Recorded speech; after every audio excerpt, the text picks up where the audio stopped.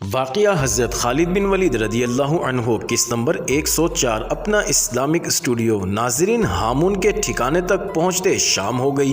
وہ بڑے جانوروں کی کھالوں کا بنا ہوا خیمہ تھا جو عام قسم کے خیموں سے دگنا کشادہ تھا۔ خیمے کے باہر ایک آدمی بیٹھا ہوا تھا جس کی عمر 40 سال کے لگ بھگ تھی۔ اس کا رنگ گہرا سانولا تھا، آنکھیں لال سرخ اور دانت زردی مائل تھے۔ اس کے چہرے پر کراہت اور نحوست کا تاثر تھا جسے چھپایا نہیں جا سکتا تھا۔ اس کے سر کے بال شانوں تک آئے ہوئے تھے اور اس نے سر پر بڑا ہی میلا اور بدرنگ سا کپڑا باندھ رکھا تھا۔ دو آدمی اس کے پاؤں میں بیٹھے اس کی ٹانگیں دبا رہے تھے۔ یہ تھا وہ شخص ہامون جو ان بدھوؤں کا پیر و مرشد بنا ہوا تھا۔ سیلی نوشی اس کا منگیتر اور بدھو ملازم اس کے سامنے گئے اور رک گئے۔ بدھو ملازم نے جھک کر اسے سلام کیا۔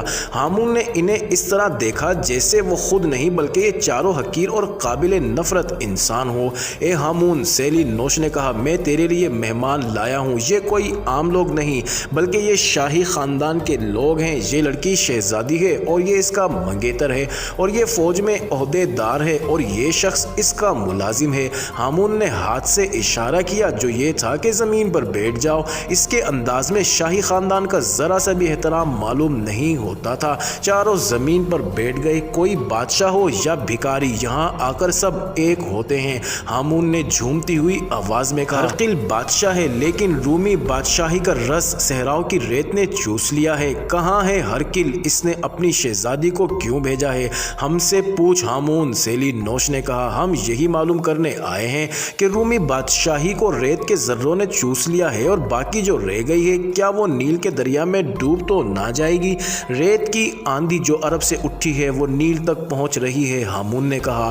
ہرقل بزنطے میں بیٹھا حکم چلا رہا ہے، مقوقس اور اطرابن اسکندریہ میں بیٹھے اپنی تباہی کا تماشا دیکھ رہے ہیں۔ پھر اس کی آندھی کون روکے گا؟ تو روکے گا ہامون، سیلی نوش نے کہا۔ ہم تیرے پاس ہی فریاد لے کر آئے ہیں۔ جو بات تو نے کہی ہے کہ سب دور بیٹھے تماشا دیکھ رہے ہیں، یہی بات اس شہزادی کے دل میں ہے اور اس کے دل کو جلا رہی ہے۔ یہ اپنی ایک فوج بنانا چاہتی ہے جس میں اس علاقے کے بدھو شامل ہوں گے۔ ذرا غیب کے پردوں کے پیچھے جھانک اور بتا کہ اس میں اس شہزادی کو کامیابی ہوگی یا نہیں۔ سلطنت روم کے لیے ان سیاہ پردوں کے پیچھے کیا ہے میں جانتا ہوں، وہ تم نہیں جانتے، ہامون نے مخمور سی آواز میں کہا۔ کبھی تو میرا حال ایسا ہو جاتا ہے کہ کچھ جاننا چاہتا ہوں تو کچھ سراغ نہیں ملتا۔ زمین بھی چپ اور آسمان بھی چپ رہتا ہے۔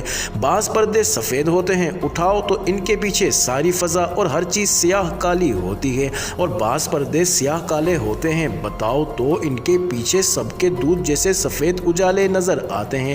اندر چلو، ہامون اٹھا اور خیمے کے اندر چلا گیا۔ سیلی نوشی اور اس کا منگیتر بھی اس کے پیچھے خیمے میں چلے گئے اور سب کے بعد بدھو ملازم بھی جھکا سا خیمے میں گیا اور اپنے آقاؤں کے پیچھے زمین پر بیٹھ گیا۔ ان چاروں نے خیمے میں نگاہیں دوڑائی تو انہیں یوں لگا جیسے کسی بڑے ہی پراسرار اور ڈراؤنے ماحول میں آ گئے ہوں جس کا اس زمین کے ساتھ کوئی تعلق نہیں۔ تاثر یہ پیدا ہوتا تھا جیسے یہ خیمہ نہ زمین پر ہے نہ آسمان پر بلکہ زمین اور آسمان کے درمیان پھیلے ہوئے خلا میں معلق ہے۔ یہ ان جیسے انسانوں کا ٹھکانہ نہیں، یہ ہامون کی دنیا تھی۔ خیمے میں 5-6 خشک انسانی کھوپڑیاں لٹک رہی تھی۔ خیمے کے کچھ حصے میں ہامون نے زمین پر گدا رکھ کر اپنے بیٹھنے کی جگہ بنا رکھی تھی۔ 2 انسانی کھوپڑیاں اور بازوؤں کی 3-4 ہڈیاں وہاں بھی رکھی تھی اور کچھ اور سامان بھی تھا، اور سب سے زیادہ خوفناک ایک سیاہ کالا ناگ تھا جو کھلی ہوئی ٹوکری سے باہر نکل رہا تھا۔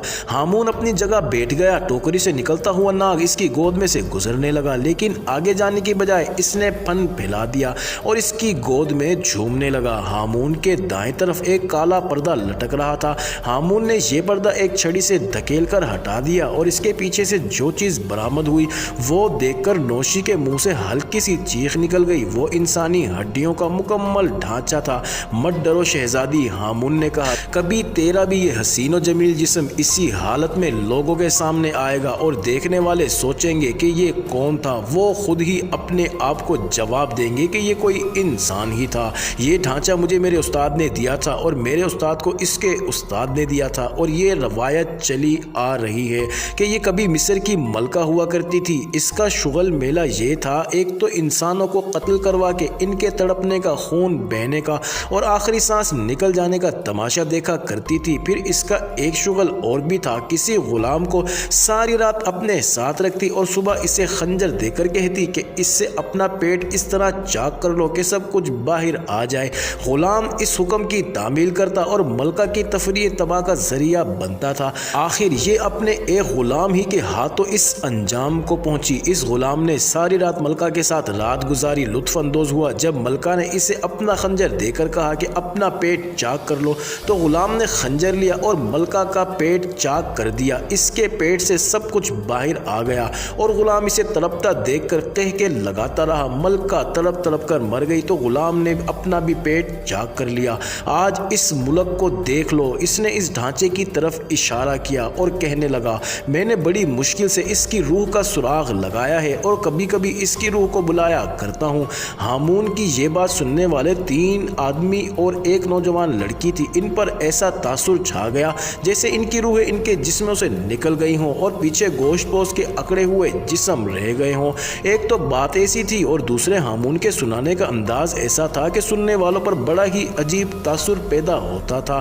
ایک بات بتاؤ گے ہامون؟ نوشی نے دل مضبوط کر کے پوچھا۔ اس ملکہ کی روح کے ساتھ تمہاری کیا باتیں ہوتی؟ بڑی لمبی باتیں ہوتی ہیں، ہامون نے کہا۔ ابھی میں تمہیں اس قابل نہیں سمجھتا کہ ایک روح کی باتیں تمہیں سناؤں۔ بعد میں سناؤں گا، ضرور تمہارے کام آئیں گی۔ اگر تم شہزادی ہو تو ملکہ بھی بن سکتی ہو۔ اس ملکہ کی روح نے مجھے بتایا تھا کہ ملکہ اتنی زیادہ خوبصورت تھی کہ اس کے حکم سے اپنا پیٹ اپنے ہاتھوں چاک کرنے والے فخر محسوس کرتے تھے کہ وہ اس ملکہ کے حکم کی تعمیل کر رہے ہیں۔ وہ تم جیسی ہی خوبصورت ہوگی۔ کوئی عورت ملکہ بھی عورت جیسی حسین بھی ہو اور اپنے آپ کو دیوی سمجھ کر خدا کو بھول جاتی ہے، لیکن خدا اپنے کسی بندے کو نہیں بھولتا اور ہر بندے کے وہ اعمال بھی دیکھتا ہے جو بندہ اپنے آپ سے بھی چھپاتا ہے۔